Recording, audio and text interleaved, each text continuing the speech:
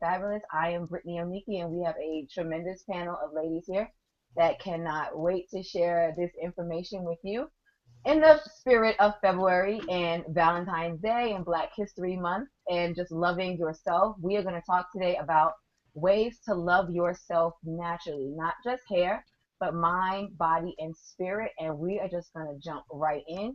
Please stay tuned to the end of the broadcast. We have 5 giveaways that we're going to do tonight. That's 1, 2, 3, 4, 5. So lots of you have a chance to win, and there's going to be a surprise at the end.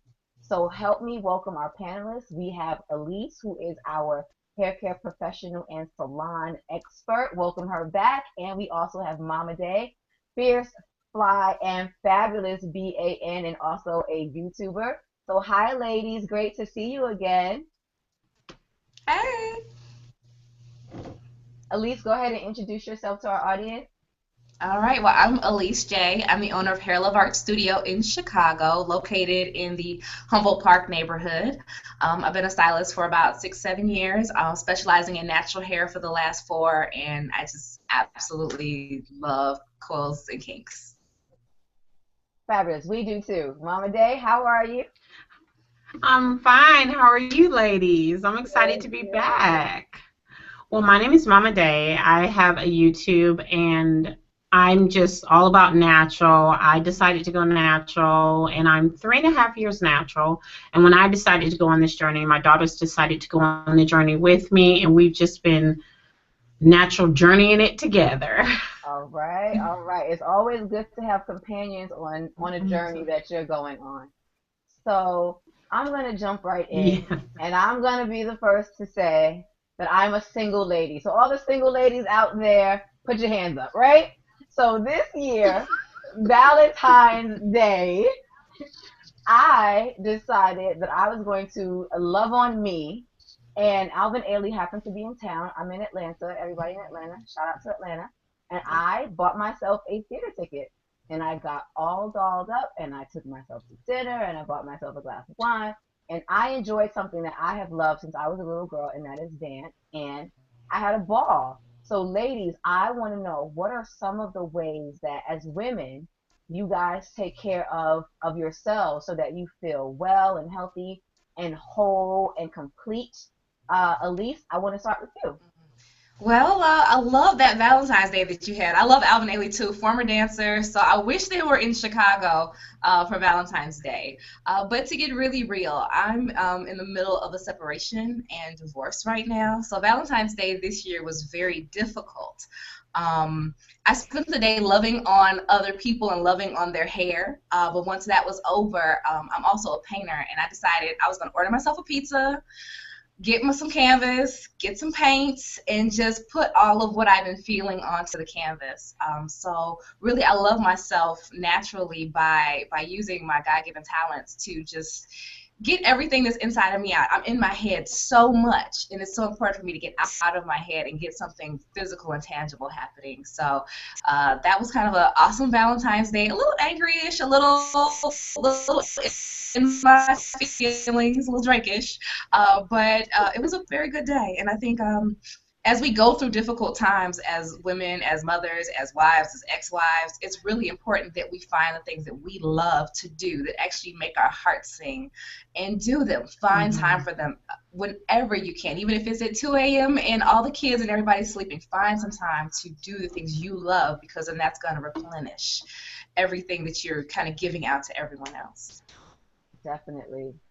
How about you, Mama Day? What are some tips and tricks that you might have, or just some suggestions? Like, what are your favorite things to do by yourself?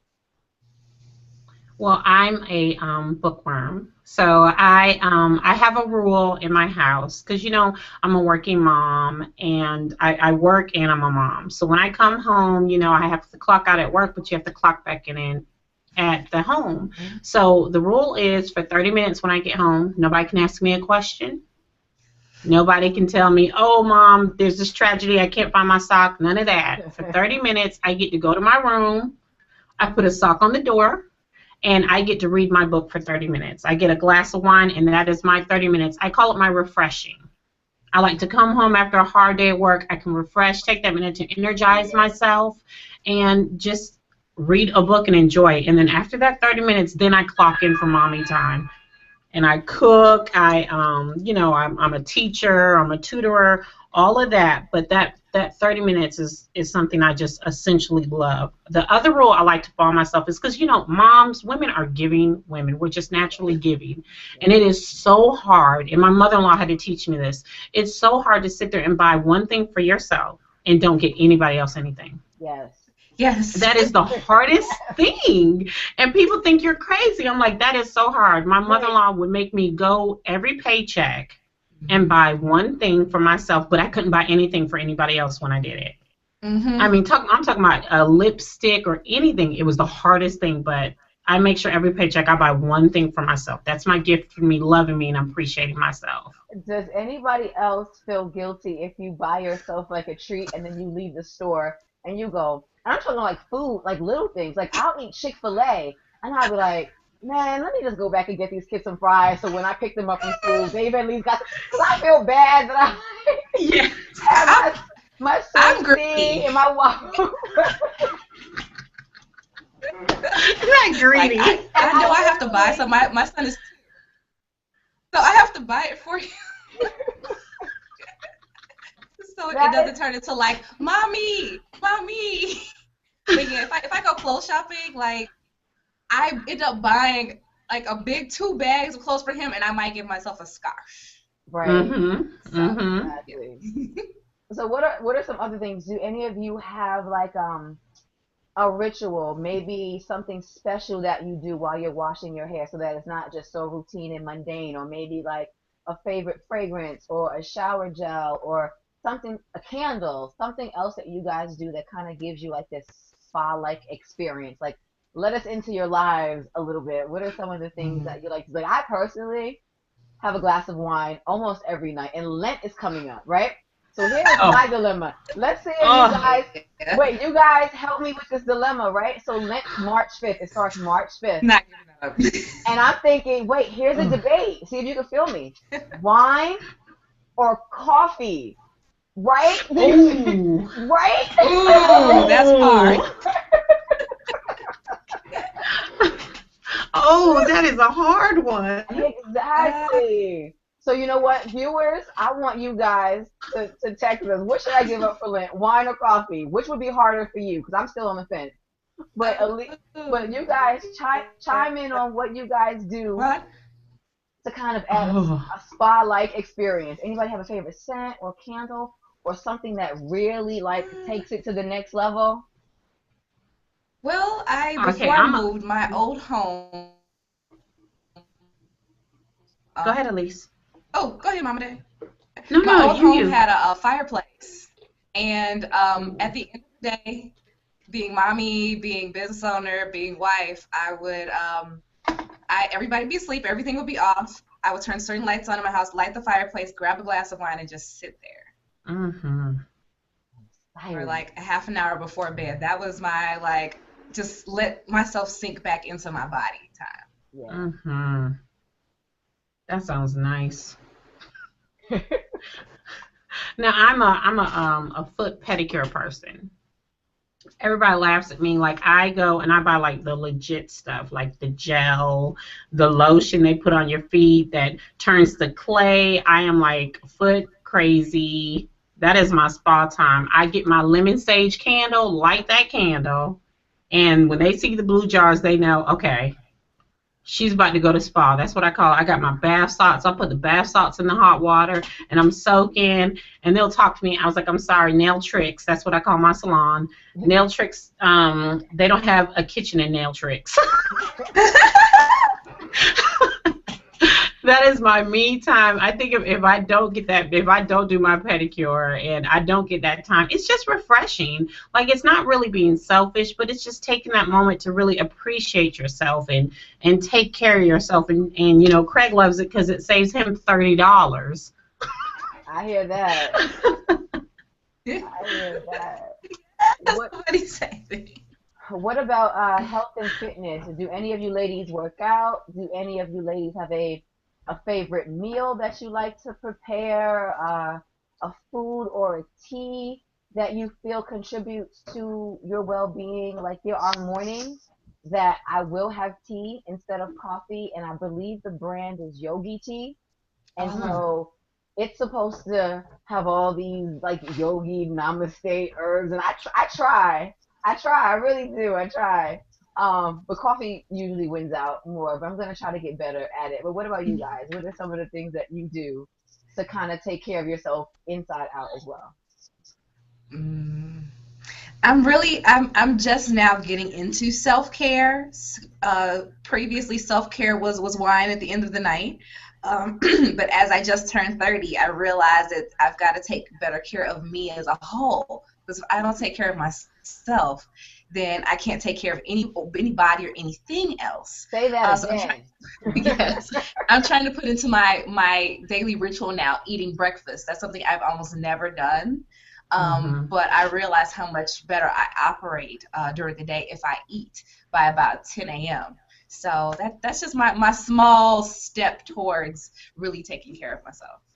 And what do you eat for breakfast? It might sound really simple, but if there's someone else out there who, like me, takes coffee and now you've got that fake energy and it's 1 o'clock and you realize you haven't had anything to eat, Uh-huh. what's something that you could eat that's really simple? And what are some of your ideas? Well, I wish I could drink coffee, but caffeine makes me like stay up for the next 5 days. Oh wow. Yeah, I can't do it. But easy breakfast typically because Mm. my son is used to breakfast when he was a very small baby, and I owned a salon near his grandmother's house. She would make him this big production every morning. So when he started being with me in mornings, I'd have to make breakfast. So like, mommy, breakfast. So I typically do like a microwave organic sausage, maybe some quick bacon in a skillet, grits, and fruit. Just really simple, nothing extravagant. Takes about 5 minutes. Okay, cool. Mama Day, are you a breakfast skipper or do you eat breakfast? My husband makes me not skip breakfast. If it wasn't for him, I'd skip away. I He am loves not a him breakfast breakfast. person. He Yes, does. he's sweet. I have a good end. He will make me like an egg sandwich or boiled eggs, but he makes me eat breakfast. And now it's kind of repetitive. So now I'm eating it constantly, but we've changed. Like I think I told you guys on the first one, I've made sure that our family eats more vegetables and eats more fruits and items now. So it's really healthy. I now eat maybe an orange, two bananas, and like 20 grapes for breakfast. That's my breakfast in the morning now. And my cup of coffee, my cup of joe's got to happen. Gotta have. And, yes, and I eat about we eat now about 8 servings of vegetables a day. So I ensure we used to be like really big, huge carnivores and maybe had one vegetable. We had a horrible amount of vegetables, but one of my daughters are she has sickle cell anemia, and we found that actually increasing her vegetables will help lower her amount of sickle cell crisis. So we've produced eating a healthier, balanced diet, lessening the sugar, and just letting natural foods cause us to be healthy. And it's worked tremendously. I see a difference in all of us within a whole month of us doing this, and I love it. It's nice. Cool. So speaking of nutrition being linked to health, Elise, do you think that Mhm. your diet contributes to the health of your hair or the growth of your hair? Or is that like an old wives' tale Mm. and is it more genetics than anything else? What do you think? Well, it's not an old wives' tale because the hair starts out under the skin in the follicle, and the follicle is fed by the bloodstream. So whatever nutrients, minerals, things that you put into your body are directly affecting the growth and health of the hair that's growing out of the follicle. Now, genetics definitely controls how fast the hair grows, what the terminal length is, what the life cycle of that actual hair strand is, but your nutrition and what you put into your body can definitely have a positive or negative effect on hair growth. Now, not everybody who eats fried chicken and drinks wine, i.e. me, will experience slow hair growth. But a lot of times, coupled with lifestyle, coupled with other medical conditions, can contribute to slower hair growth, hair loss, and just other general body disease. Okay, so our audience, so the takeaway that I want you guys to get is that you have to start with you first. Head to toe, day in and day out, inside and out, you guys have to start with numero uno. Your best friend is you. And definitely the foods that you consume will give you more energy, contribute to your overall health, and as you heard Elise say, can really contribute to the health and the strength of your hair. So now that we're eating our vegetables and we've got this healthy hair going on, how do we keep this hair moisturized, shiny, and full of life? Let's talk about the LOC method, what we're here to discuss today. And first of all, for our viewers who may not have heard of it, the LOC method, LOC, it's an acronym for liquid, oil, and cream. And so we are going to talk today about why that works, or maybe it doesn't work. Is it a myth? Does it work for everybody? We're going to jump right in. So Elise, can you just explain to us more in detail what it is, what products you would use to do the LOC method, and from a technical or scientific standpoint, for lack of a better word, why does it work? Why does applying products in that order work for natural hair? All right. Well, the LOC method, as it's published as a lot of different places where I've seen it, is liquid or leave-in, then oil, then cream. So that's the order in which you would apply your products to your hair. Excuse me. From a scientific standpoint, I advise people to do the LOC method on freshly cleansed and conditioned hair. Reason being, the purpose for a cleanser is to remove dirt, debris, products, everything that's on the hair. Remove that and slightly lift that cuticle up so that it can accept moisture, which is actually water. Water equals moisture.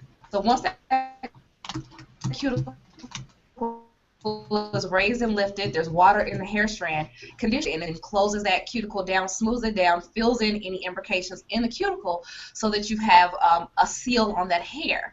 What the LOC method does is actually add a bit more gumption and oomph to that seal. So you've started out with your water or your liquid, putting your leave-in on top of that, then an oil, then a cream. What that does is creates, you've got water, then you've got a cream barrier that's sometimes an oil-water emulsion on top of that. So that's going to seal that water in. And then oil on top of that. We know from high school, elementary science class, oil and water don't mix. And when you put oil and water in a container, the oil always sits on top, and it keeps the water from evaporating. So what you with that oil is keeping the water from evaporating. Then the cream on top of that, I take the cream to be your actual styling product, not necessarily like I've got to use this moisturizing cream or that butter. It's whatever your styling product is going to be, because you really don't want to add too much product to the hair. Am I going in the right direction? Oh yeah, no. I think I answered all the questions. So yeah. And I'm nodding my head. Yay, good. So it really helps to keep the water from evaporating out of the hair strand. Now, I know there's some people who will go back in and use a spray bottle of water on hair that's the LOC method has already been used on.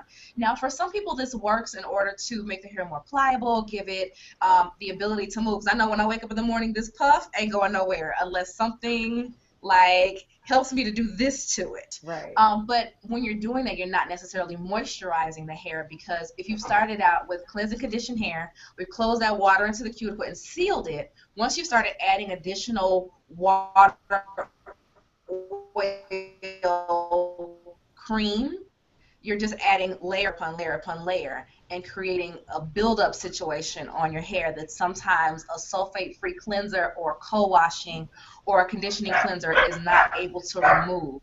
You just got essentially spackle. Can I ask you a question? Are you saying that at some point your hair stops absorbing any moisture and now it's just sitting on top of the hair? Yes, I am. Because essentially, if you've done the work to seal the hair down, so condition seal it. It actually, like I said, just slightly into the cuticle and closes it down and smooths it down, which is one of the one of the reasons why you want something with a proper pH balance. So because the pH of shampoo will lift the cuticle a little bit and the pH of the conditioner will close it down. So once you've added those layered products on, again, like think about the container when oil's on top of it and the water's on the bottom. Give it a couple of days. That water's not going to evaporate. But also, if you put water on top of it, depending on how thick that layer is and how solid that layer is, that water can sit. You can keep doing that and keep doing that. Got you. Mama Day, how does the LOC method? So the hair can't really access the water that you're putting on it. It's more advisable to cleanse whatever you have on that hair off and start over. Cool. Okay. Mama Day, have you tried the LOC method? Yes, I love the LOC method. I do it. My youngest daughter does it. Jasmine does it a little bit differently. She does the LCO versus the LOC. She just finds that it's better to do the butter than the oil on her hair. I don't fight it. She's a teenager. I let her do what works with her. And she knows her hair better than I do because it's her hair. But, yes, I do the LOC method. I'm consistent. I do it once a week, and then I wash my hair. I usually don't refresh it or... Yeah, I just basically do that one time, and it stays moisturized. I don't use too much, but I use just enough so it will last a whole week worth of moisture. So then here's my questions. Okay, so now I'm gonna jump right in, and I'm gonna be the voice of the audience, right? I'm hearing all these terms being thrown out, and even though I'm natural, there's some things that I'm still learning. Mm-hmm. So what I want to know, Elise, is what do you do if my wash day is Sunday, which it is, mm-hmm. and I do the LOC method? Should I like really, really pile on the moisture so that it takes me to next Sunday? Or if I have really dry hair, what can I do come Wednesday to add more moisture? And Mama Day, I'd like for you to answer this question as well, like kind of what you do. All right, from a cosmetologist standpoint, the moisture is the water. So everything else that you're putting on the hair is slightly contributing to the moisture content of the hair because most leave-ins are water-based. So you are adding some moisture into the hair, but your base is really going to actually be physical water. Just like when we're thirsty, we don't drink oil, we don't drink conditioner, we drink water. So the hair itself drinks water. Packing on the products, you don't necessarily want to do that because, again, you're causing buildup. You want to be able to coat the hair, but not like, okay, I touch it and I can still see a bunch of products left over on my hand, or my hair is white from the butter or just super greasy from the oil. Okay. If you're natural, come Wednesday, that hair has dried out, you can do things to lubricate it, like adding a little bit more of the oil or using your spray bottle, a little bit of oil and a little bit of cream over again, but know that you're not necessarily moisturizing your hair. If your hair is getting dry by Wednesday, that possibly means you need to shorten your wash cycle to where, okay, wash day is Sunday, but wash day might need to be Sunday and Wednesday. Oh, girl, as a color-treated natural. I mean, I understand,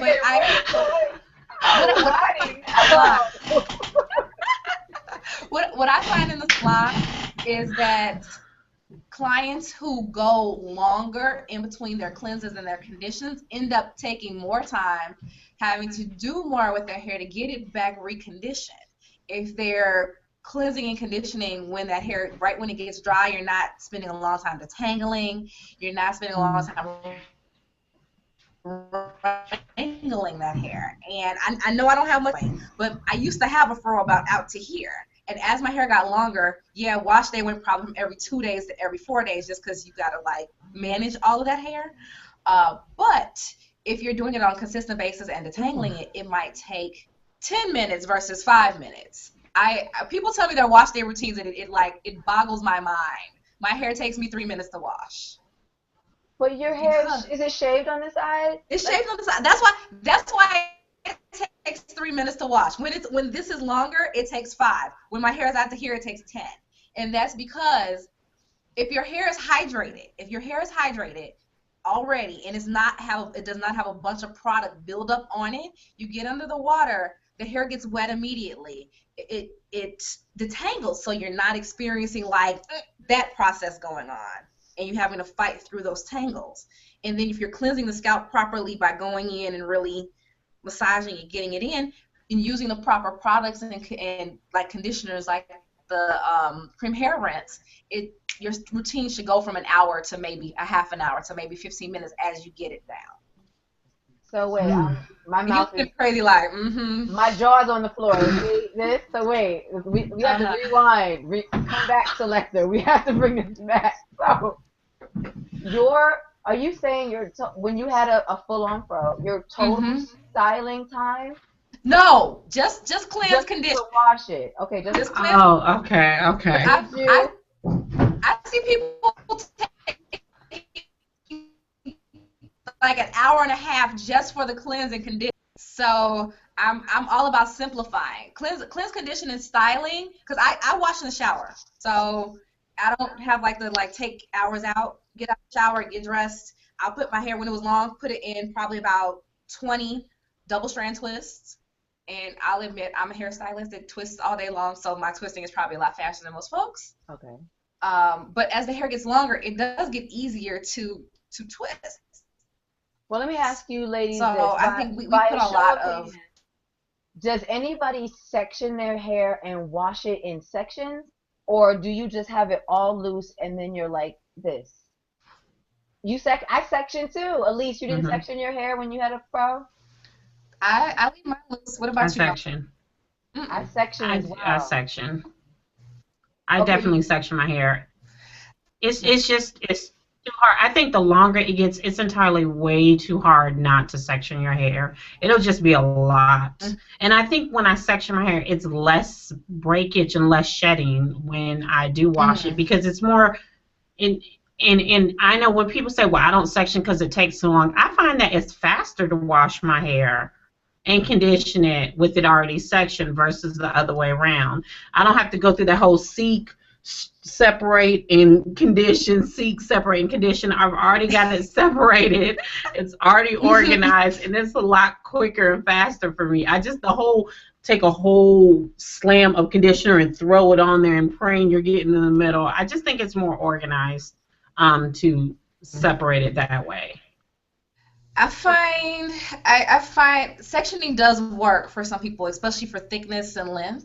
But I also find that it sometimes keeps the hair from getting cleansed properly, especially if people are like braiding those sections and then shampooing in braids or twists, just because you're not really able to freely manipulate that hair because shampoo actually does take a little bit of physical manipulation to really get that off of the hair strand. I think what I see as we're not necessarily cleansing properly, and why the hair ends up being like this whole to-do when it comes to wash day.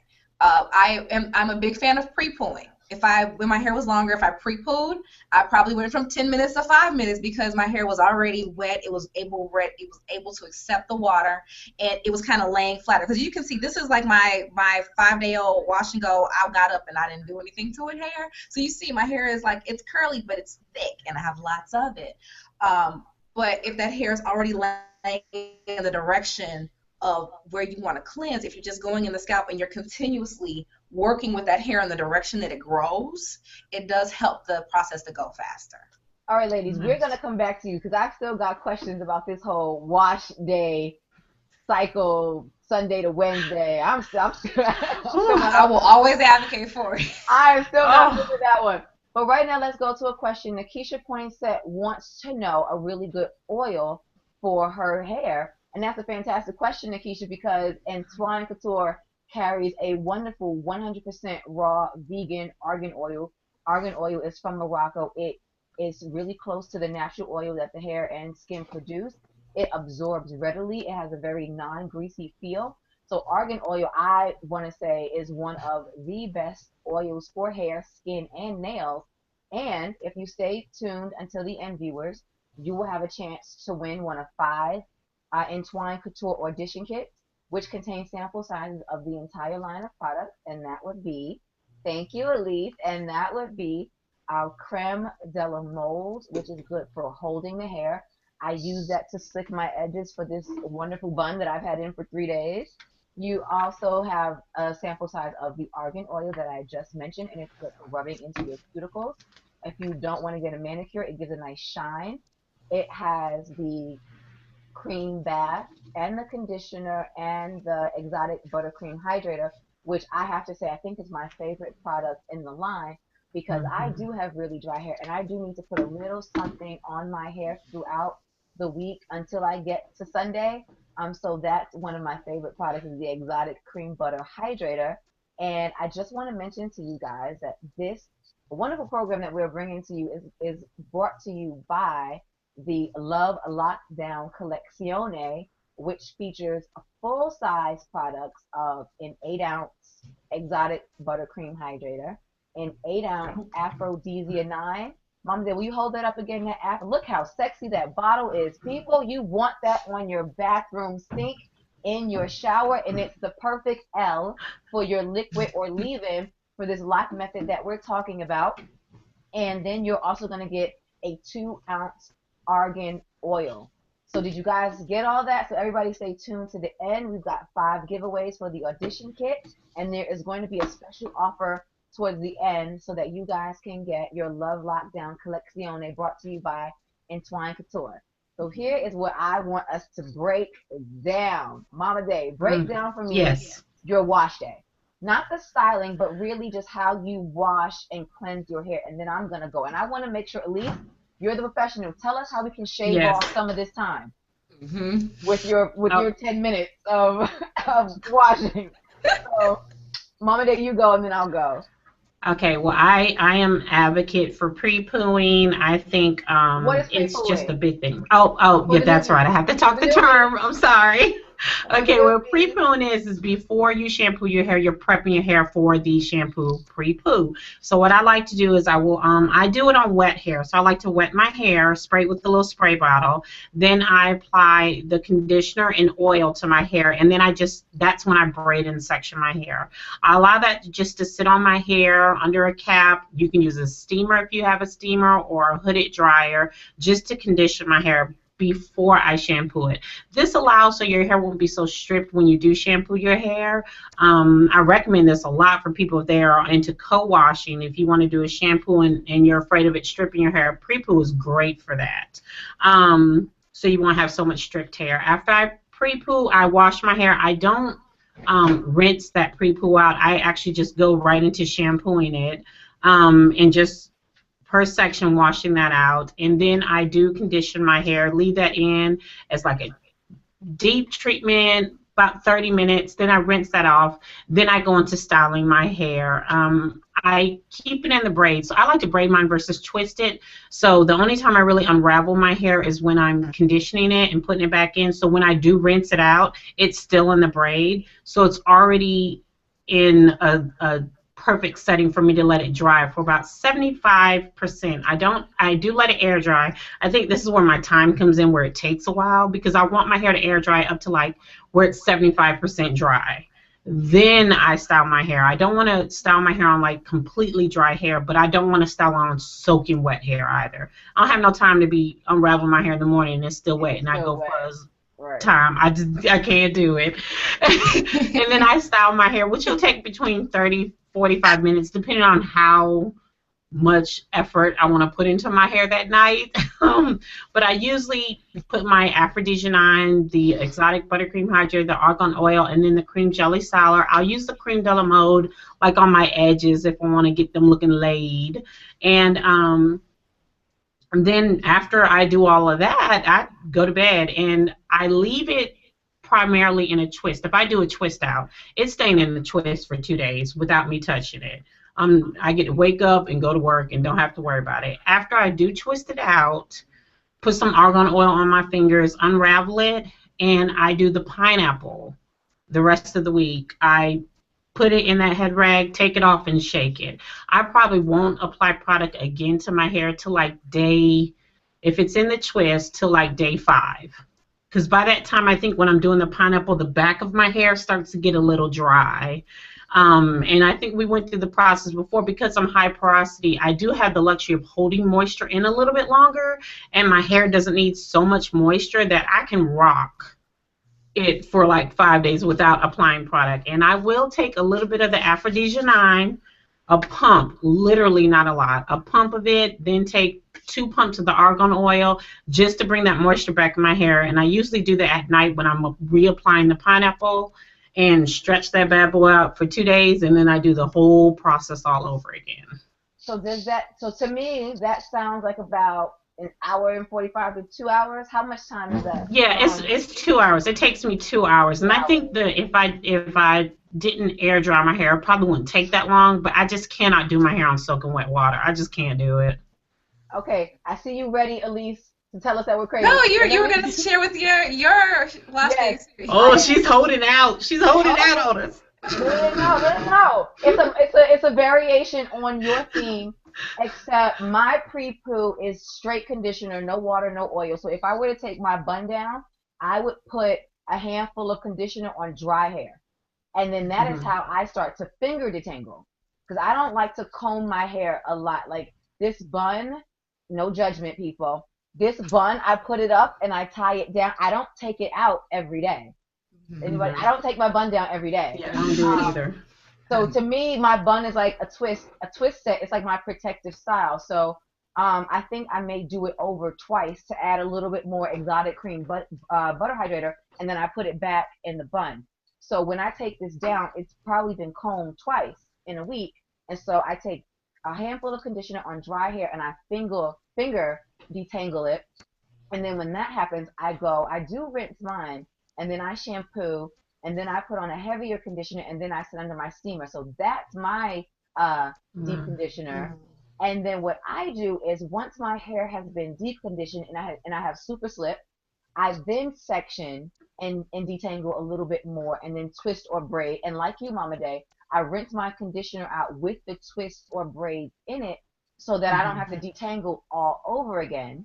And then I'll go ahead and style per section so that it's already in a detangled section. Apply my cream jelly styler and do a twist out. And the same thing with you. I wrap a t-shirt around my hair to absorb maybe about 60% of the water and style on damp hair. But in those sections that have already been detangled, I'll also, if I do a twist set, I'll leave a twist set in for 2 or 3 days and then take it out and wear it out for 2 or 3 days. And then those last 2 or 3 days could be a bun or a beanie or something if I just don't want to deal with it. And then, okay, remind me to get back to this because this is straightened. So then we're going to talk about heat. So Elise, that's an hour and a half for me too. So we both are looking at 60 to 90 to 120 minutes. Well, both of your routines sound actually really, really good. I wanted to address a few things. I know we're talking about shampoo stripping the hair. I believe because of how we've been conditioned as kids, because we had the Blue Magic, the grease, the press, what we feel as our hair when it's been shampooed is our actual hair. That's what our hair feels like. So it's not necessarily that your hair is stripped and you've just ruined your hair with shampoo. Hair is the fabric, so it is somewhat rough. And sometimes you want to feel that hair because then you know that hair is naked. That hair is naked. At the point of where it's naked, it can absorb moisture. If your hair is like, okay, I've got oil and conditioner and it's semi-rinsed off, and then you're using a sulfate-free shampoo or a cleansing conditioner that's not necessarily meant to pull off oils, because quiet as it's kept, a lot of the co-washes, the cleansing conditioners are meant to work on hair that water-based products only have been used on. Some of them can remove oils and some of them can remove lots of conditioner, but some of the ones that I've come in contact with are really only for water-based products on the hair. So choose your cleanser based on what you're using on your hair. And strip sometimes is a good thing because then you're able to rebuild the moisture, rebuild the strength in the hair. So don't let stripped hair be a problem. In terms of Mama Day, your routine, and Brittany, your routine sound really good, and they work for your lifestyle. I know for me, my routines end up being less time because I'm a wash and go girl. I'm a wash and go girl as long as the day is. And half the time when I'm thinking, oh, I'm going to twist my hair, no, I'm just going to put some gel in it and keep it moving. So I really and truly style my hair exclusively in the shower, because I cleanse and condition up to 3 times a week. I don't really deep condition, because deep conditioner is deep conditioner, well, now that it's blonde, I do deep condition. Let me rephrase that. But before, when my hair wasn't really colored this high lift color, I could get away with not deep conditioning because it stayed constantly hydrated, because it was being cleansed and conditioned and had water introduced on a regular basis. I wasn't trying to really seal down and infuse heavy amounts of moisture in my hair so that I could go long stretches. And if you're a person that styles every week to 2 weeks, please, please, please, please, please, please, deep condition and steam, because you want to get as much water equals moisture into your hair strand, and then seal it down as best as you can so it stays in there for as long as possible. Ways to shave down on your time, I'm not really sure. Possibly by pre-pooing, definitely getting that detangling going on right there. But as the water hits, a lot of us shampoo our hair improperly. So if you've detangled, pre-pooed, and your hair is covered in product and is laying in this downward fashion, just shampoo it in this downward fashion, going in at the root, because detangling should be every part of your process. Shampoo, scalp, bring it through the ends, scalp, bring it through the ends, put your conditioner on, be still detangling as you're putting the conditioner on, so that by the time you put your leave-in on, you're barely bringing out a comb, or you're barely doing a lot to truly be detangling the hair, because your whole process has been detangling. I've used a shampoo before, where once I put it in my hair and started to do that, my hair actually started to tangle up. Like, it felt really tangled. And if anybody out there is experiencing that, what does that mean about the shampoo? That it means it's probably not meant for your hair. Okay. There's a lot of people out here using tea tree shampoos and rosemary shampoos. A lot of times, those shampoos are meant for people with straight fine, oily hair. Now, they can be good clarifiers if they actually work and they don't start tangling up the hair. But I've heard a lot of people say certain whole brands are bad because they did X, Y, and Z to someone's hair, versus actually choosing the shampoo that works for their particular hair. I love the Entwine Duo, because it cleanses, it removes oil and conditioner and just build up in the hair without stripping, especially it's a good midweek, mid-month non-clarifying cleanser. And then the conditioner itself has lots and lots of slip. So really choosing the products that are more towards what your hair needs. If you have color, you have more protein needs. If you have dry hair, choosing a clear shampoo that is a mint or a rosemary that's meant for oily hair is going to tangle your hair. So just gauge what you're using based off of what your needs are. So the shampoo, in essence, should mimic the conditioner in terms of the amount of slip that it gives you, and it should also have a creamy type consistency, because I see you mentioned clear. Like a clear, almost like a dish liquid consistency. That's not meant for natural hair. I won't say that. I do not speak in absolutes when it comes to hair, because for some people that works really, really well as a clarifier, and for some people who are heavy with products, they might need to clarify once a week, once every 2 weeks, so that works for them.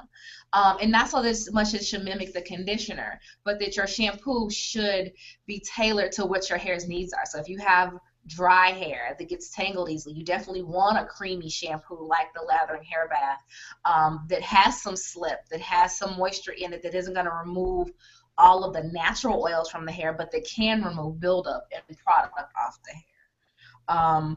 If you are a fine haired natural with a silky texture, silky surface quality, with the oilier scalp, those clear, more clarifying, more oily hair shampoos will work for you. So really understand your own scalp's needs and your own hair's needs when choosing your styling and cleansing and conditioning products. Cool. Mama Day, we have a viewer who wants to know what you mean when you say pineapple. So just to break that down, so we've got a lot of newly naturals out there. So we are going to make sure that all the slang and the vernacular that we throw out there, that we break it down for you. So Siobhan, Lauren, hey girl, hey, sorry, we didn't mean to leave you out. So break down pineappling for the people. Okay, sorry, Siobhan. Okay, pineapple basically is at the end of the day, what I like to do is I have my head right here. So I have a big head rag. I leave it in the triangle style, and I'll just take my hair and push it up so it goes up the curly part up top, and it'll look like a pineapple. I'm just gonna go ahead and show you guys. I bend my hair down, wrap it around, and this part's loose, and then I just tie it down. And when you do that, this part of your hair is sticking out, and you literally look like a pineapple with the little corky hair at the top, and your hair is wrapped.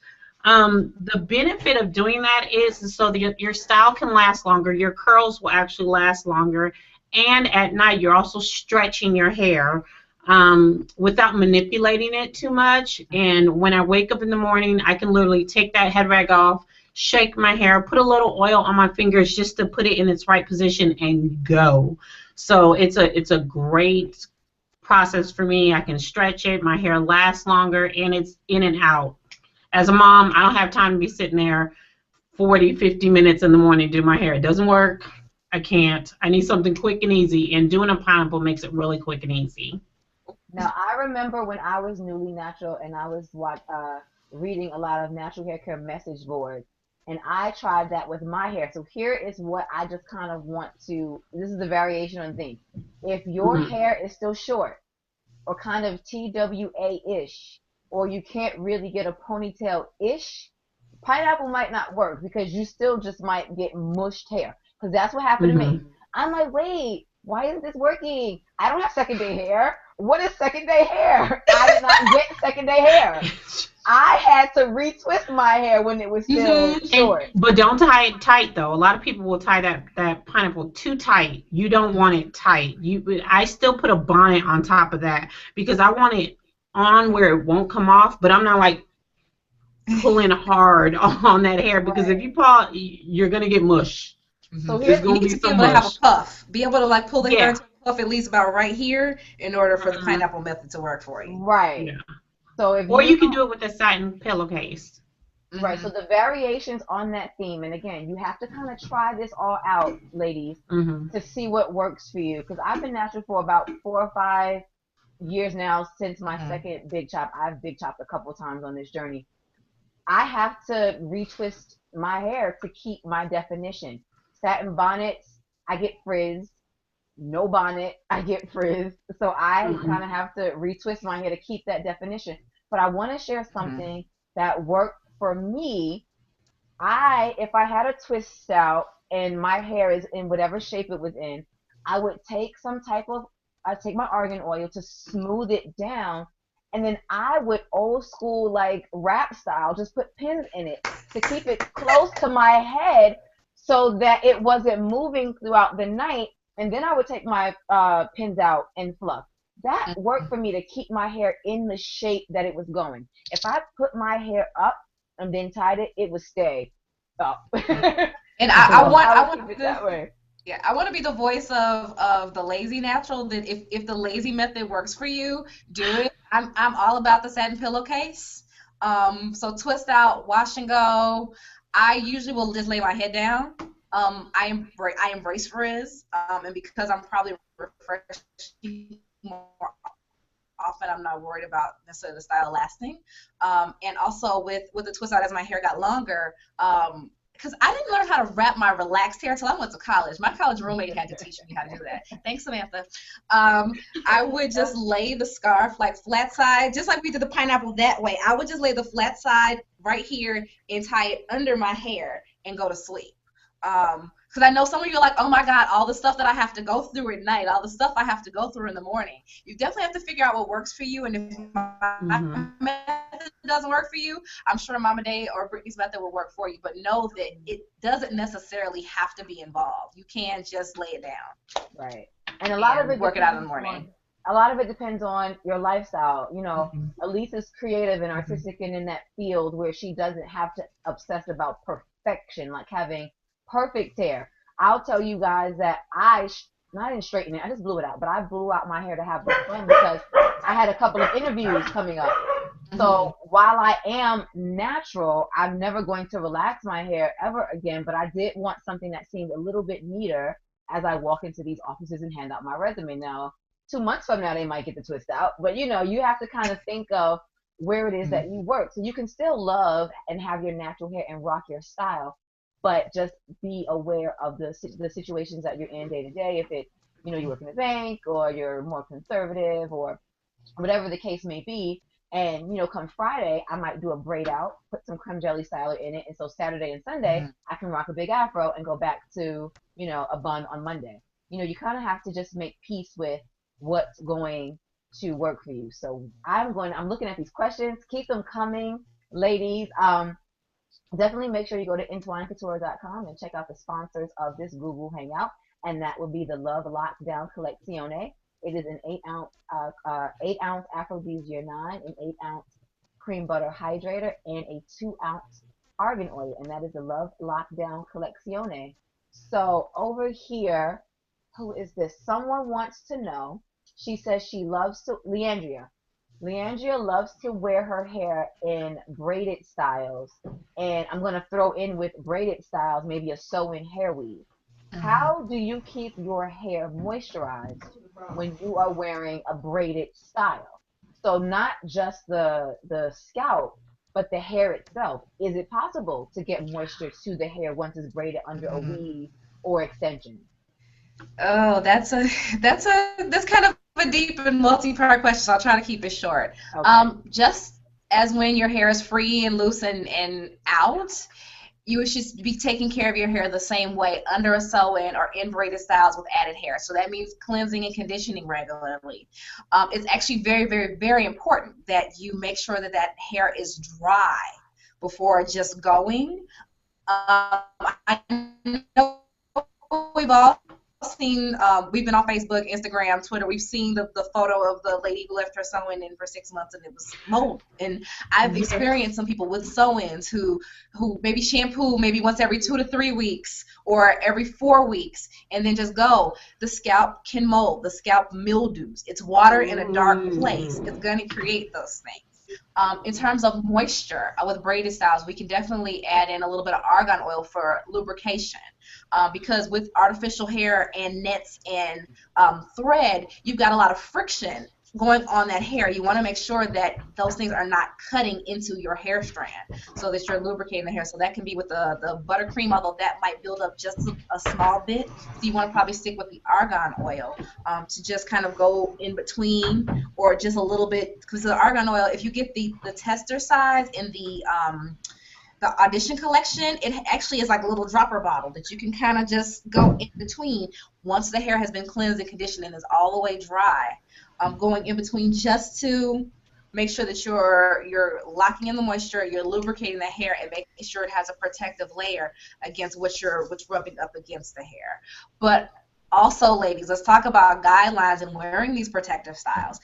They're only protective as far as they are healthy for your hair. So braided styles really should only stay in for 3 to 6 weeks. Sew-ins should probably stay in a maximum of 8 weeks, and I'm more of an advocate of 6 weeks. And I know that they are an investment for us. They're an investment because of the time, the energy, and the creativity of the stylist doing them. But you've also got to realize that they are only meant to cover for a temporary amount of time. That hair to be free, for you to cleanse it freely, condition it freely, let it rest for a week or two in between so that that hair can recover. Deep conditioning during whatever your wash schedule is in that time, and then reinstalling. I see quite a few clients that come in and they've done install after install after install, or braids after braids after braids, and 2 years later their hair is shorter than when it started. Their edges are gone, and what was supposed to be a protective style or a style to keep them from manipulating their hair turns into, I've got to cut 4 inches off because that it was left in too long or it was done too much. Use it in the summertime, use it in the winter, use it sparingly. Then that's the only way it's really protective. So, Mama J, have you ever worn braids or weaves? And if so, what were some of the things that you did to keep your hair healthy while you had those styles in? Well, I did it during transitioning. I did sew-ins. I don't do braids. I can't. I'm too tender-headed. So I can't do the braid thing. But the sew-ins, I was really good about every 2 weeks going back to my stylist and making sure she was taking care of my hair. I really didn't. I was lazy, so I really didn't do anything to it. April. Every 2 weeks, I went back and I let her take care of it. I only kept it in for 6 weeks because not only am I lazy, I love too much. I love change entirely too much. Right. So one day I want it straight, and the next time I want it kinky curly. So I would get the braid. I was a 6 week sewing girl. I wasn't really much, so I was good. I did what I was supposed to do, I think, is what it was. And I just followed the rules. And yeah, I saw that mold picture too. It freaked me out. Uh-huh. Yeah. All right, ladies, I hope you guys are taking notes. So here is the takeaway. We've got about 30 minutes left to the show, and I'm going to announce our first giveaway winner, and she is Confessions of a Naturalista. So, hey girl, hey, congratulations. You Congrats. you just received an audition kit, so you're gonna get to sample the entire line. And I know you're gonna love what you find, and you're gonna come back and you're gonna purchase the Love Lockdown Collezione and some of the other great things that we have. So check us out on Facebook, and if you're not already following us, go ahead and click the follow button, Entwine Couture, and leave your email address in our inbox, and we will make sure to get that to you. Let's see. Got a lot of questions going on. Can you guys talk about scalp issues? So Good Hair Magazine says that one of her challenges Hey, is girl. that she doesn't feel that her scalp is ever clean. And so I'm going to try to read her mind and elaborate, and maybe that means that there is some type of flaking Mhm. or or residue that she sees at the root of her hair, and perhaps, Mhm. so can you leave shampoo in your hair? Can you not rinse your hair thoroughly? Could you just have a scalp issue and maybe you need to do something else? Let's talk Hmm. about our scalp.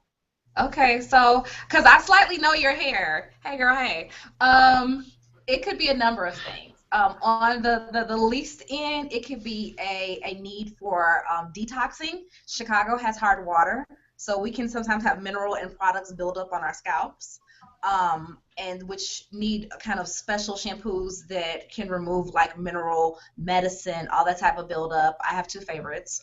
You can email me about those. So something that like really can bring up any buildup that's on the scalp. But then going towards more medical conditions, sometimes we have a higher cell turnover, which means we have more scalp that's like cells that are dead and they're on the scalp. So sometimes that needs either increased washing or medicated shampoo. Now, I'm an advocate. As a stylist, I only deal with hair once it grows out of the follicle of the scalp.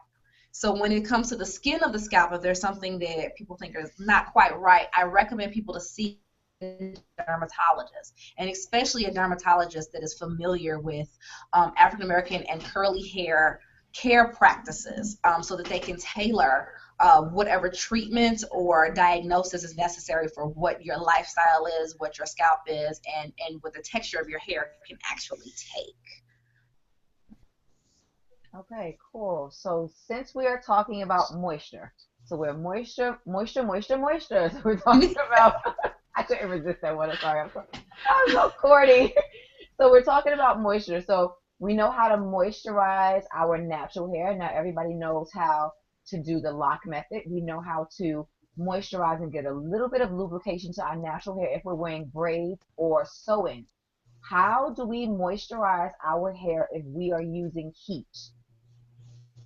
Mm. Because I'll start, Heat. right? I'll start. I blow dry my own hair. I do not flat iron my hair. I do not use anything that has a temperature setting on it for my hair, not myself personally. I'll leave that to the professionals. But I still did the lockdown method minus the cream.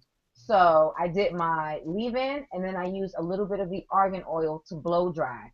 When it was about 80% dry and stretched, then I put just a little bit of the exotic buttercream hydrator on my end and then turn the heat up a little bit more to get it a little bit straighter, and then that was it. So is that the proper way to blow dry your hair at home? Am I damaging my hair? Am I going to have to cut it all off in 2 months? Help us out. Yeah, that is really extreme, but that sounds like if it's working for your hair, stick with it. What I will say is a lot of heat damage actually happens within the blow dry. It happens within the blow dry because that's when you're turning your hair from wet to dry. You're actually doing the physical transformation of the hair. So the hair can get scorched, the water can boil in the hair strand. By the time you come with a flat iron, you can definitely create heat damage with a flat iron, but the hair is dry, and hopefully you've got a good flat iron, or your stylist has a good flat iron, where you're really only having to do one pass to straighten and maybe one pass to style. So you're not necessarily exposing your hair to that much heat with the iron, whereas with a blow dryer, we go and we get stuck in that heat, that hot air just sits on whatever part we got stuck at. So that's where we're typically creating damage. Now, how to blow dry and flat iron properly starts at the shampoo and the condition.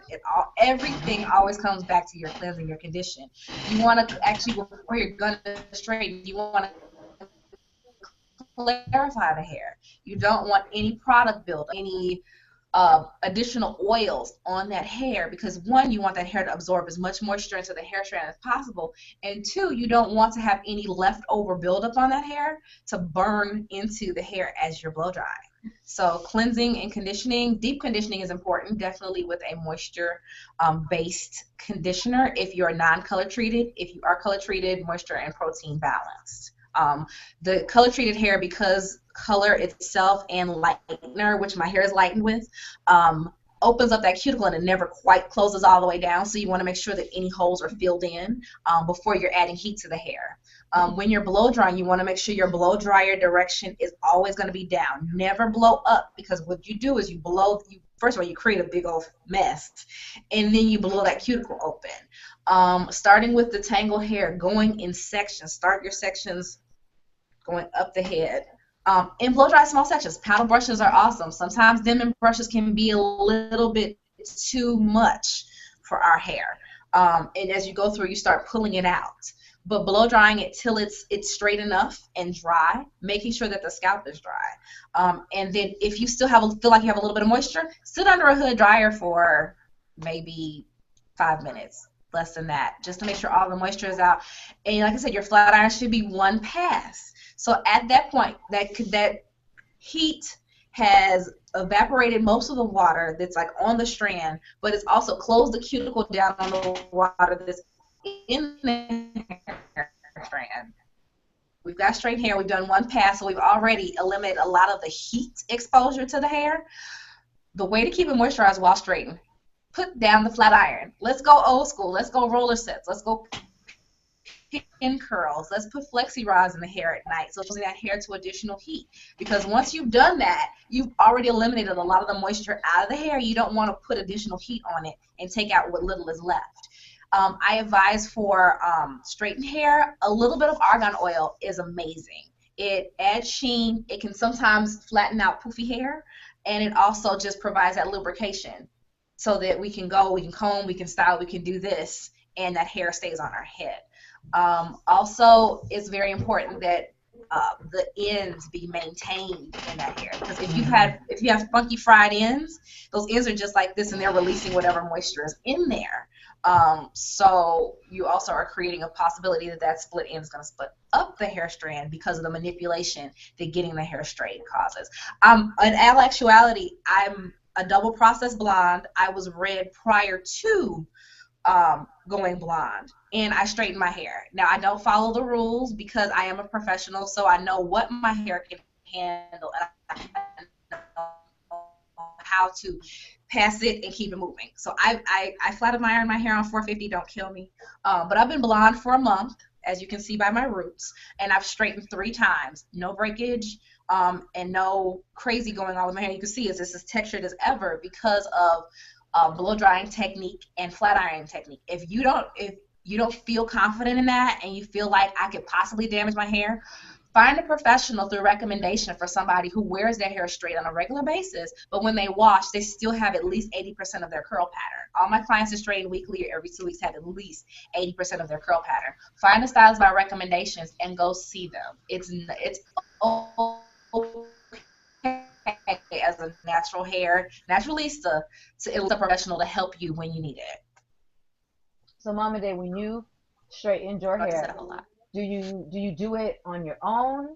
Do you go to a professional? How do you get your hair straightened? I actually do it myself. I'm pretty much like what Elise said. I totally agree with her. I prep my hair. I prepare my hair before I put heat on it. Now, I rarely do it because it's too much hair, and I probably do it twice a year. But when I do it, I make sure that my hair is very clean. I make sure I protein treat it before I do it, so that way I'm giving strength to my hair before I take all of it out by flat ironing it.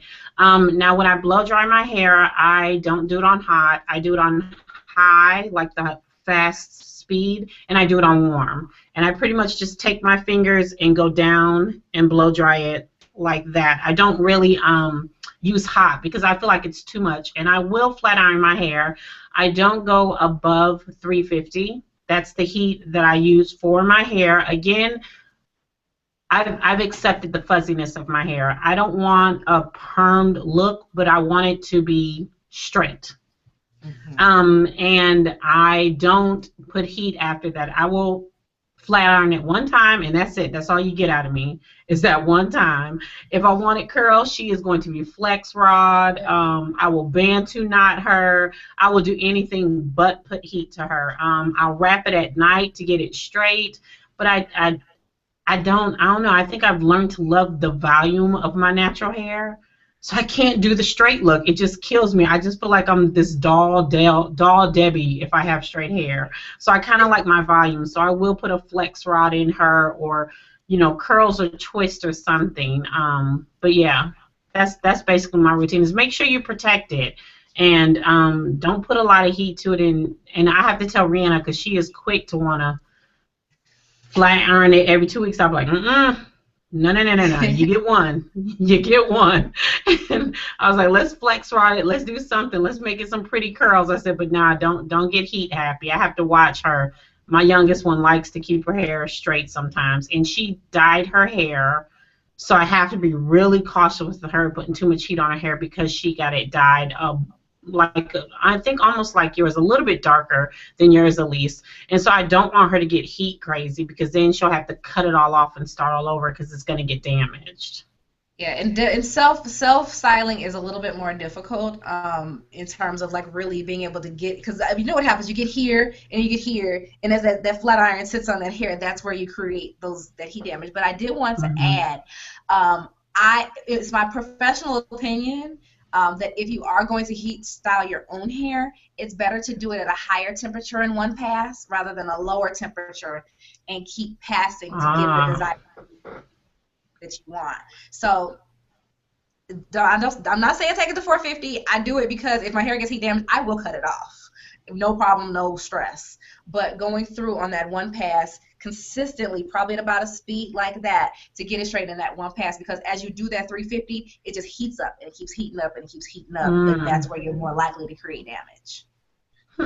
Okay, I'm gonna try it. I'm learning something too. So everybody out there, hope you are taking notes, and we are about to go to a live call. So let's see, caller, are you there? Ooh, aren't we cute and fabulous? Hey, girl, hey. Hey, Nicole. Oh, I called your real name. Hey, Confession of a Naturalista.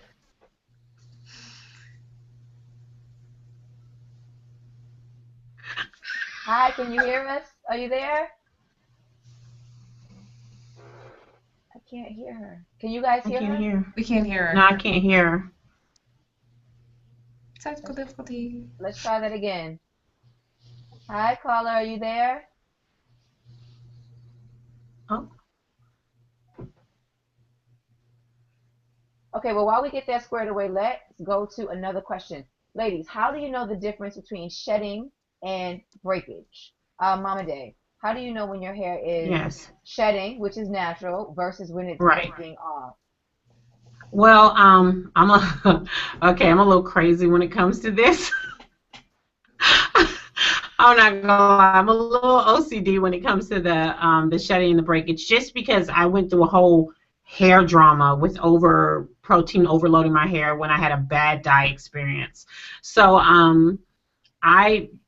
when I wash my hair, I literally take the little ball of shedded hair and I separate it. Now, I don't do it all the time. I don't do it all the time. I will say, I'm not gonna lie, I don't do it all the time. I probably do it maybe only when I notice I'm having a large amount of breakage. Don't go by the length of your hair, because a lot of people say, oh, well, it's long hair, so it can't be breakage. That's not true. That is not true. You can have long hair that breaks just like you can have short hair that breaks.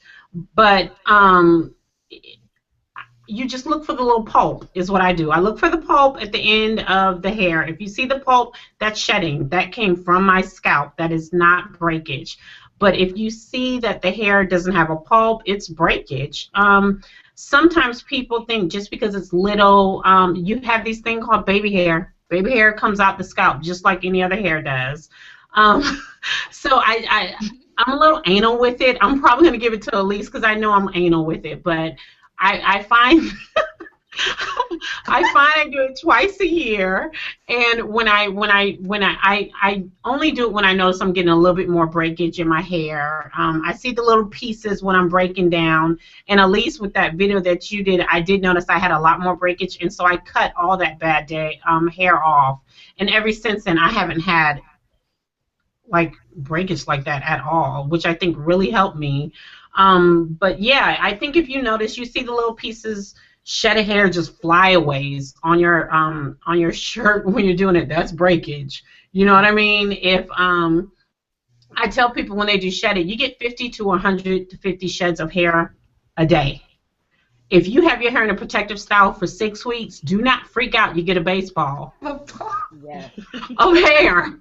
Or When you wash it, if you were taking she's gonna come out. Yes, it's gonna be a lot of hair, and I see a lot of people like, oh my gosh, I'm going bald. No, that is 6 weeks worth of shedding. It's normal. Now, if you do 2 weeks and you get the ball, okay, it's something need to be freaked. I would freak out then. But if you do 6 weeks and you get that ball, that's normal. Don't freak out. At least put your input in, because I know I freaked some people out just now. Elise, just a second. I think our caller is there. Confessions of a Naturalista. Are you with us? Yes, can you hear me? Oh, yay! Yay! Hi. Hey, boo. So what's your question for us? So my question is, what type of products or type of regimen would one use that experiences dry scalp and also dandruff, flaking? I've noticed that a lot, especially in the winter months, not more so in the summer months, but definitely in the winter months, drier scalp and drier hair. For that, I recommend definitely more water exposure. More water exposure externally, more water exposure internally. I know in the wintertime, because summertime we get hot, we get thirsty, we drink more water. Wintertime, I find myself not drinking nearly as much. And my skin and my hands and my hair can show for it. So definitely making sure our water intake is just as high in the winter than it is in the summer. And also, we go in longer with cleansing our hair, so we probably should, just as in the summertime we might do it once a week, and in the winter we might do it once every 2 weeks, going for the once a week. But if you're really concerned about your scalp being dry, being itchy, I would recommend you to see a dermatologist who can possibly find solutions to something that might be beyond just a dry scalp issue. What I have seen just in lay practice doing hair is the more sugar we eat, the more our scalps decide to act crazy. Sometimes there's other imbalances in the body that show up in the scalp, and we tend to have more of those imbalances in the winter as our immune systems are low, as we're stressed, as we're cold and depressed. So really addressing those things can help to address what's going on with the scalp. Okay. Cool. Awesome. Thank you. And congratulations on your giveaway. Thank you so much. Lovely. I'd like to know for myself. So I have a question. How can you stop breakage? If your hair is breaking, what are, let's just say, maybe 2 or 3 reasons why that's happening, and what do you do to stop it? I so agree with what Mama Day said while ago about, yeah, you lose 50 to 100, 150 hairs a day. So if you, even after 2 weeks, if you're on the higher end of that, that's 1,400 hairs. That's a pretty significant ball of hair. And so know that you're not necessarily like, you're not going bald. You're fine. Breakage definitely, if you see, Well, I know mine if you is see breaking. it's called, Yeah. huh? Well, I It's definitely called the know that hair my bulb. So hair if you is see the breaking. bulb, it's breaking. Okay, well, that's a sign of a couple of things. The hair is either proteinized because you're using conditioners with too much protein in it. Okay. The hair is brittle because it's dry, or you really just need to trim. Or All of the above. or there's something else going on inside the body, meaning the scalp is not growing healthy hair, meaning it's going to break easier. So people who are on certain medications, people who have illnesses like lupus, other immune system disorders, that can really affect the health of the hair growing out of the scalp, meaning where it breaks.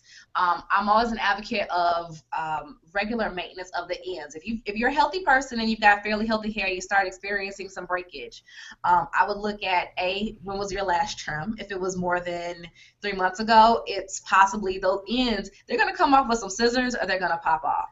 Or the split is going to keep grinding up that hair strand and it's going to pop off like up here. Because you can have breakage from the scalp. I've seen it. It happens. People will have like the little downy hair because that hair broke off at the scalp. I would also start looking at your stress levels. I've seen people who don't necessarily have baldness going on, but that hair breaks almost immediately once it's coming out of the scalp because they're super high stressed.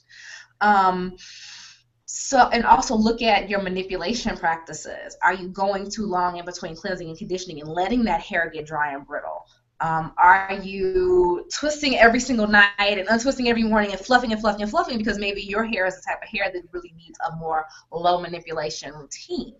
I also look into possibly the products that you're using are more laying on your hair strand versus actually being absorbed partially into the hair and creating a nice barrier to keep moisture in, but not keep a lot of buildup on the outside. Because sometimes I've even seen this buildup. There's so much buildup on the hair that it just starts to snap off, almost like an icicle. Oh wow. So there's a bunch of different causes. So really start just evaluating kind of your entire day, your entire routine. Are you wearing wool hats? There's people, especially in Chicago, because it's cold, we wear wool coats sometimes. This part of the hair will break off because it's coming in contact with scarves and wool and sweaters. So just really start to look at what your exact issue is and what could possibly be causing that in the terms of your manipulation, outside forces, and your moisture content. Okay, I've taken in so much information. So to all our viewers out there, I hope you are enjoying our program right now. So I definitely want to thank you for being here with us. Stick with us. We have a couple of more giveaway winners who are going to be announced soon. And once again, we are Entwine Couture, helping you love yourself naturally and definitely helping you understand what the love lockdown is, or the lockdown method. I'm your host, Brittany Oniki, and this is the BAN's Guide to All Things Fierce, Fly, and Fabulous, and wonderful natural hair. So let's go back to a couple of questions that I don't think we got to really, really quickly, because I know we touched on it, and this sounds like it might be a great topic to cover on its own. How do you know if your hair needs protein, and how can you tell if your hair needs to be trimmed, or if your ends are just dry and maybe you just need to show them a little bit of attention? Mamade, how do you know whether you need to trim your ends or whether you just need a little extra buttercream hydrator on the ends and they'll be fine? You'll feel it. Your hair will literally feel like straw at the end when it's time for it to be trimmed. It's no amount of buttercream hydrator, no amount of water and oil is gonna help that bad boy. And I primarily notice it when I'm washing or styling my hair and I'm detangling, and I notice even after I've put that leave in that butter and I'm still doing this to get that hair out, it's time to cut. I don't need to work that hard. It's time for her to go. So 9 out of 10, I just basically when I trim my hair, I just kind of rub down, feel it, and as soon as I feel it go straw, I cut it off. even like the fairy knots. I think it's the same thing when you get those fairy knots, and a lot of people get them way more than other people. Please don't yank that fairy knot out because you're causing more trouble than you helping it. You pulling it is leaving you with a whole bunch of other split ends you just created, where you could either slowly try to work it out or trim it. Hair, it'll grow. Your hair won't miss it. It'll be better for it if you trim it. A protein treatment, I dye my hair. So I do need protein treatments because I dye my hair. But I kind of let my hair tell me. I listen to it. She talks to you whether y'all believe it or not. Your hair does talk to you. When you notice all of a sudden you're starting to get those little flyaway breakage, your hair is saying, I have no strength whatsoever. I need some strength. And that's when I do a protein treatment. I primarily don't put it on a schedule. I don't do it monthly or every 6 weeks or every 8 weeks. I let my hair tell me when she needs one. I saw one like ask if you do it monthly. It really depends on what your hair needs and wants. And if it, I wouldn't say monthly. Elise, would you agree with that? I wouldn't say monthly. I would just say when it needs it. I'm not professional. I'm gonna let the professional dump on the timeline. It really depends on the condition of your hair. Some people can use a protein treatment once a week. Some people can use a protein treatment every 3 months. It really depends on what you do to your hair, what the condition of your hair is. Some people don't need protein treatments at all. If you have low porosity, coarse hair that has not been chemically treated with anything, you probably don't need a protein at all. Protein builds structure. It adds, the hair is made of proteins, amino acids, essentially. And so the hair is pretty much all protein. So you use a protein conditioner to add strength when you've removed that protein stress from your hair. So very, very, very fine hair definitely can use protein treatments more often. I wouldn't put it on a timeline again, like Mama Day said. You'll know when your hair needs a protein treatment because it will not feel right. It will not keep moisture in it, especially fine hair. But on the color treated side of things, protein is going to be a daily, not a daily, but a consistent necessity for your hair, especially when you're as light as me. Like I've said, my hair is very, very dark. I'm a level 2, which is a darkest brown. I went to a red, kind of a medium red brown, and then I went from there to clearly super light. It's actually lighter than it looks on the camera. So I've pretty much blown the protein structure of my hair wide open. Add to that, I like to straighten my hair on really, really high heat. So I probably do a protein treatment every week, but my protein treatment is a balanced protein deep conditioner. So when people talk about like this intensive protein treatment, most people don't need it. Those intensive protein treatments are meant for people whose hair has been tragically overprocessed and it's starting to just disintegrate in the bowl. That's an immediate to keep that hair on the head. Now, finding a balanced kind of a replenishing or restructuring conditioner that can be used on a weekly to bi-weekly basis for color-treated hair or just very fine, weak, fragile hair. We also I find sometimes that people confuse brittleness with need for protein. So sometimes that hair is so dry that they feel like their hair is breaking and hence it needs protein. But if you're adding more protein to brittle, dry hair, you're creating a more brittle state that's going to add to your breakage.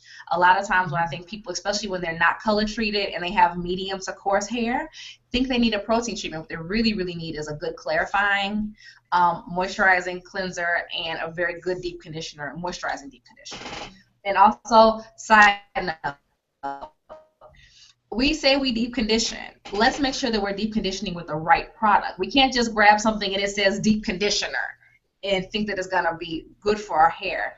Deep condition according to your needs. Are your needs more protein based? Are they more moisture based? Are they kind of right in the middle? So understanding what your hair needs is going to allow you to choose a product that's going to actually cater to your hair.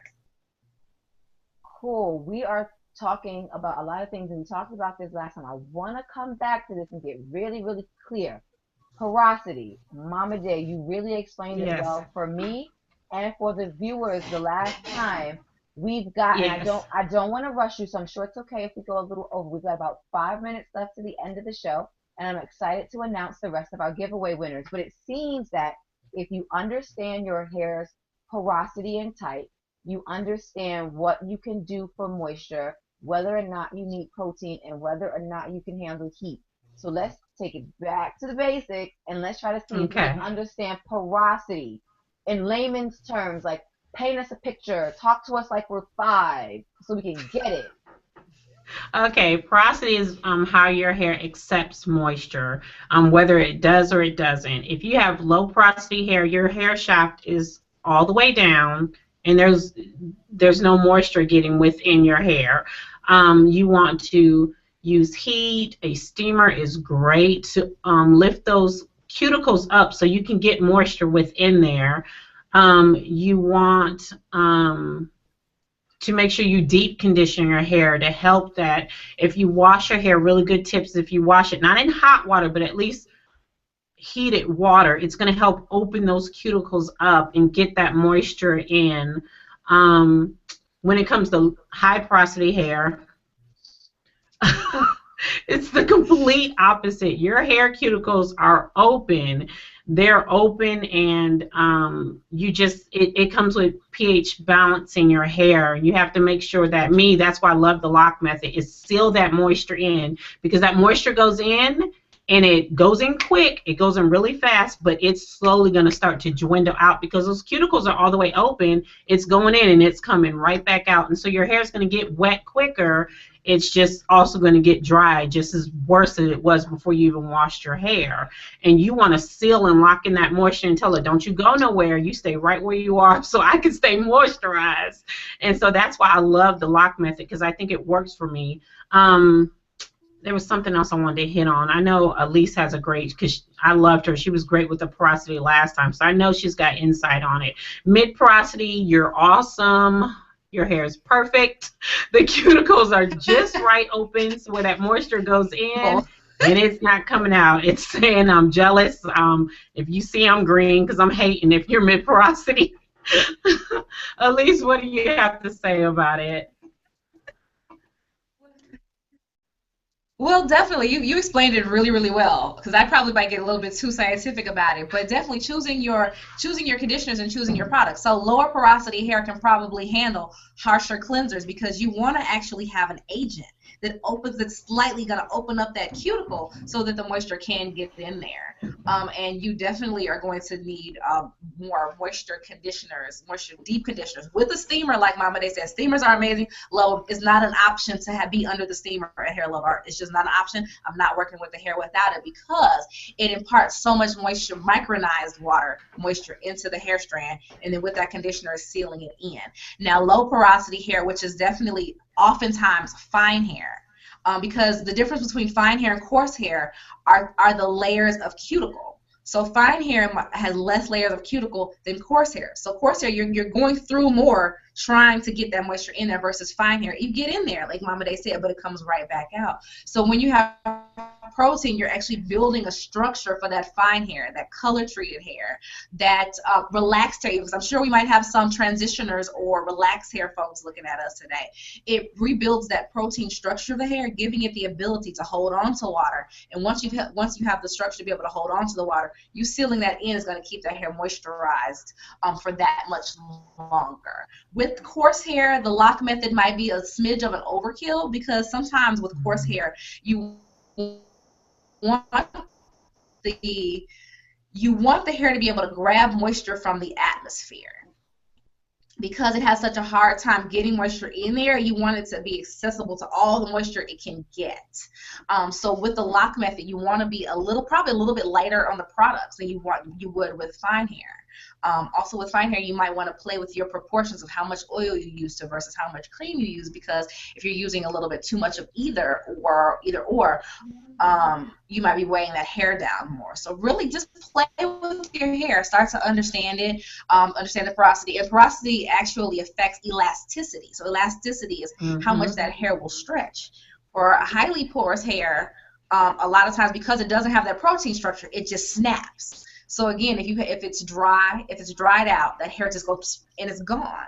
Versus the coarser hair, it tends to have a little bit more give and pull and elasticity, which is why it might be dry and brittle, but not necessarily like just go bye-bye. Cool. I want to thank everybody so much. Ladies, really, really quickly, tell everyone where we can find you, email you, say, hey girl, hey, mom, day girl. How can the viewers get in contact with you? Well, I have a YouTube page, so you would go to www.youtube.com/mamadaye. That is MAMADAYE. I am on Instagram, same spelling, MAMADAYE_. And you can find me on Facebook at facebook.com/mamadaye36. And Elise, when the viewers that are in your city, how can they come to you for a consultation, a style, a cut, a color? How do they get to you? Get in your chair. Elise, are you still with us? How do they get in your chair? Okay, Oh. well, we'll definitely make sure that we put that on our Facebook page for those of you who want to go and see Elise.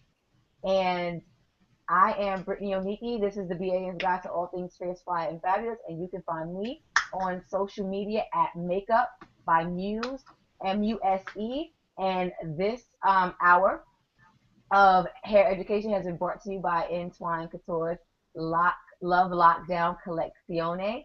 And I want to announce the last of our giveaway winners, and they are going to receive our audition kit, which is a sample size of all the wonderful products in our line. And they are Angela S., Hey Girl Hey, Good Hair Magazine, Brown and TT, Peach Pudding, and Lanessa G. So all of you ladies, head on over to Entwine Couture's Facebook page, go to our inbox, and leave your email address there.